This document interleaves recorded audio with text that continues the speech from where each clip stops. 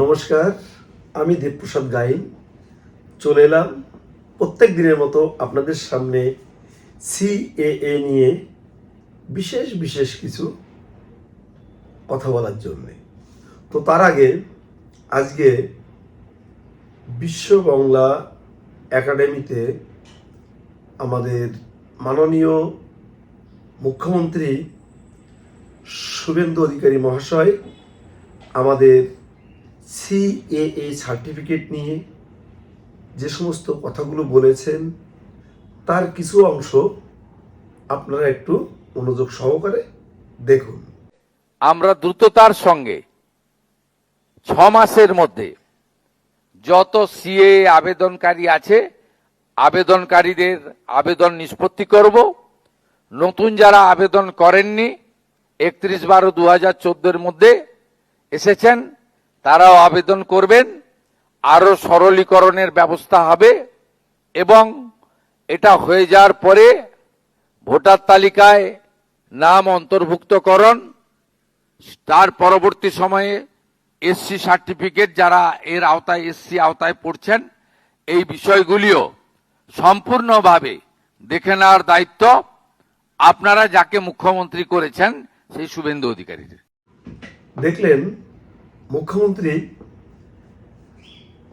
কি বললেন। এই কথাগুলো কিন্তু আমরা সেই 2024 সাল থেকে বলতে বলতে আসছি যে সিএএ সার্টিফিকেট থাকলে আপনাদের কোনো ডকুমেন্টস বাতিল হবে না। কিছুদিন আগে অর্থাৎ আজকের এই ভিডিও দেখছেন এর আগ পর্যন্ত আপনারা বেশ একটা প্যানিকের মধ্যে ছিলেন। সেটা কেমন? আমার ভোটার কার্ড এসআইআর কেটে গেছে, এখন আর ভোটার কার্ডে সিএ সার্টিফিকেট দিয়ে উঠছে না, আমার পাসপোর্ট এই সিএ সার্টিফিকেট দিয়ে হবে তো, আমার অন্নপূর্ণা যোজনা তাতে নাম উঠবে তো। সর্বোপরি যে দুটো বিষয়, সেই দুটো বিষয় হচ্ছে যে আমার ছেলে মেয়ের বার্থ সার্টিফিকেট করেছিলাম সেটা টিকবে তো, আর যেটা নিয়ে আমরা প্রচণ্ড ভয়ের ভিতরে আছি চাকরিজীবী মানুষ, সেটা হচ্ছে এই আমি এসসি সার্টিফিকেট দিয়ে চাকরিতে জয়েন করেছিলাম, আমার এই কাস্ট সার্টিফিকেটটি বাতিল হয়ে গেলে আমার চাকরি থাকবে তো। আমার এই কাস্ট সার্টিফিকেট যদি বাতিল হয়ে যায় সিএ এর মাধ্যমে আবার এই কাস্ট সার্টিফিকেট অর্থাৎ এসসি কার্ড, ওবিসি কার্ড বা এসটি কার্ড যেটা বলে এগুলো থাকবে তো। তো সব কিছুর উত্তর আজকে রাজ্যের মাননীয় মুখ্যমন্ত্রী তার স্বভাব সুলভ বক্তব্যে তিনি গোটাটাই পরিষ্কার করে বলেছেন। আমরা যেটা তার কাছে প্রশ্ন করার জন্যে চিন্তা চেতনা করেছিলাম সেই কথাগুলো দেখুন উনি কত সুন্দরভাবে একটা একটা করে বলে দিয়েছে। আজকে আমরা বিশেষ করে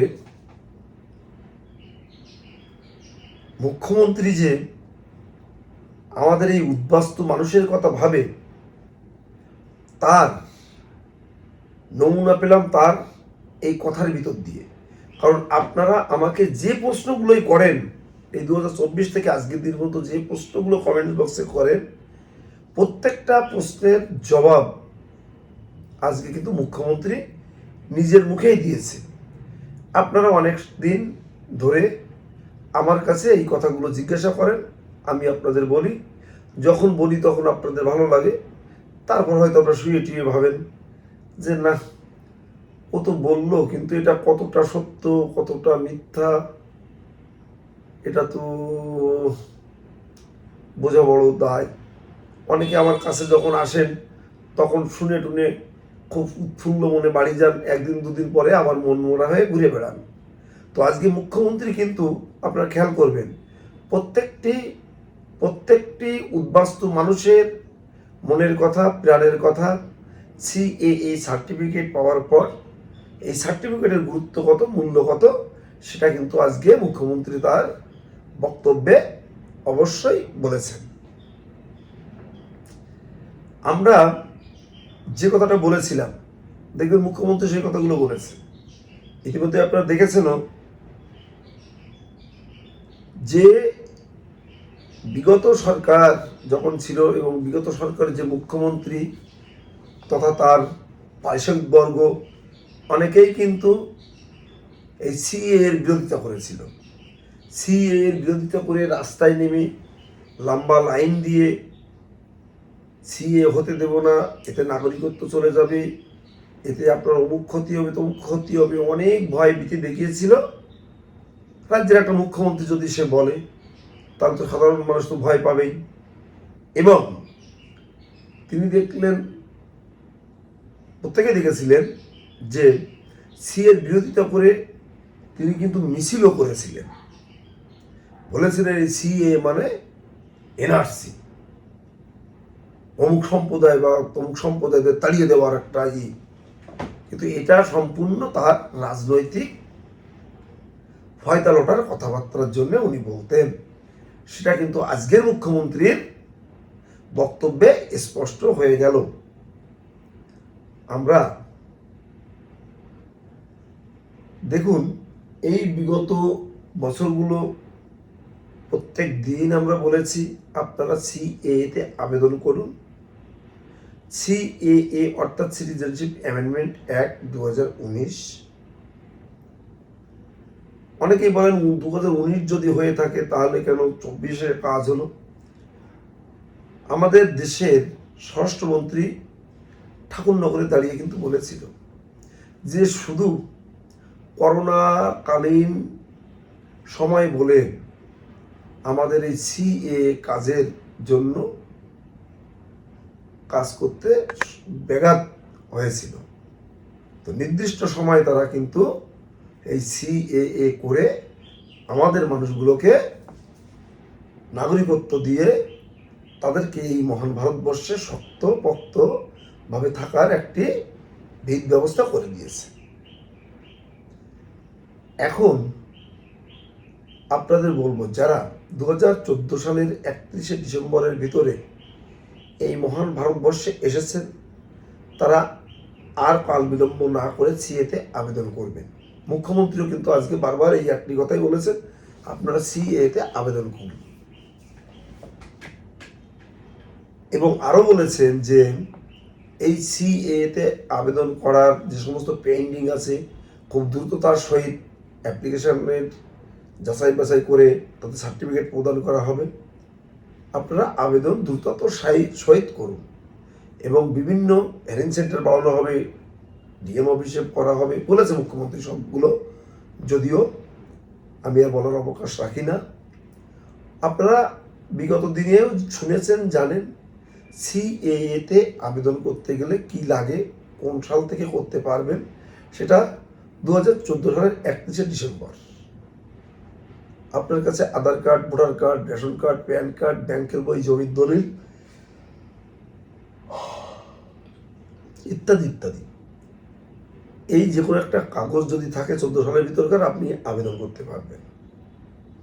আপনার আবেদন করার জন্য লাগবে একটি ধর্মীয় সার্টিফিকেট, 3টে কোর্ট নোটারি, বাংলাদেশ থেকে হয় আপনার নিজের, তা নাহলে আপনার বাবা, ঠাকুরদাদা, পদদাদা বা আপনার মা, মায়ের মা, মায়ের বাবা, এদের যে কোনো একটি ডকুমেন্টস আপনারা নিয়ে আসবেন। যেমন তাদের জন্ম সার্টিফিকেট, তাদের ব্যাংকের বই, জমির দলিল, জমির পর্চা, স্কুল সার্টিফিকেট ইত্যাদি ইত্যাদি। এরকম ডকুমেন্ট যদি আপনারা আনতে পারেন তাহলে কিন্তু আপনারা সিএতে আবেদন করে নাগরিকত্ব পেতে পারেন। আমার যত উদ্বাস্তু মানুষ যারা বাংলাদেশ, আফগানিস্তান এবং পাকিস্তান থেকে হিন্দু, বৌদ্ধ, খ্রিস্টান, শিখ, জৈন, ফার্সি এই 6 সম্প্রদায়ের মানুষ এসেছেন অনেক যন্ত্রণা, দুঃখ, কষ্ট ভোগ করে এই মহান ভারতবর্ষে থাকার জন্যেই এসেছেন। আপনাদের কাছে বলবো, করজোড়ে মিনতি করব, আপনারা আর কোনো দিদি, কোনো নেতা, গুন্ড, মোস্তানের কথায় প্রভাবিত না হয়ে সিএতে আবেদন করে অবশ্যই আপনারা নাগরিকত্ব স্বাদ গ্রহণ করুন। আমি আপনাদের প্রত্যেকদিন বলি, যারা ভারতবর্ষের যে কোনো রাজ্যে আপনি থাকতে পারেন, আমার বক্তব্য শুনছেন, ভারতবর্ষের ভিতরে যে কোনো রাজ্যে আপনারা থাকতে পারেন, আমার বক্তব্য শুনছেন, সরাসরি আমার সঙ্গে যোগাযোগ করবেন। আমার ফোন নাম্বার 9804682324। আপনি ওই রাজ্যে বসেই আপনার সিএতে আবেদন করতে পারবেন, আমি তার সার্বিক সহযোগিতা করব ঘরে বসে। আর পশ্চিমবঙ্গের যে কোনো জেলা থেকে আপনারা ফোন করবেন, আপনাদের নিজস্ব স্ব জেলাতে আমাদের চেনা জানা লোক আছে যারা সিএ সেন্টার খুলেছে, তাদের সাথে আমরা কথাবার্তা বলে আপনাদের জেলাতেই আবেদন করার সার্বিক সহযোগিতা করব। আর যারা মনে করবেন যে না আপনারা আমাদের এখান থেকে করবেন, চলে আসবেন, আমরা আপনাদের সিএতে আবেদন করার সার্বিক সহযোগিতা করব, কোনো চিন্তা নেই। তো আমার এই বক্তব্য শহর, বন্দর, গ্রাম, গঞ্জ থেকে যে সমস্ত মানুষ এবং আমার প্রতিনিয়ত যে শ্রোতারা, বন্ধুরা দেখছে বা দেখে থাকো, তাদেরকে বলবো আমার এই বক্তব্য শেয়ার করে দেশ ও দেশের বাইরের লোককে দেখার সুযোগ করে দিও। আর যারা নতুন দেখছো তাদের বলবো চ্যানেলটিকে সাবস্ক্রাইব করে রেখো। প্রত্যেক দিন সিএএ নিয়ে নতুন নতুন আপডেট আমরা আপনাদের সামনে তুলে ধরব। তোমার বক্তব্য শেষ করার আগে আমার বয়োজ্যেষ্ঠ গুরুজনদের চরণে রইল আমার শতকোটি প্রণাম।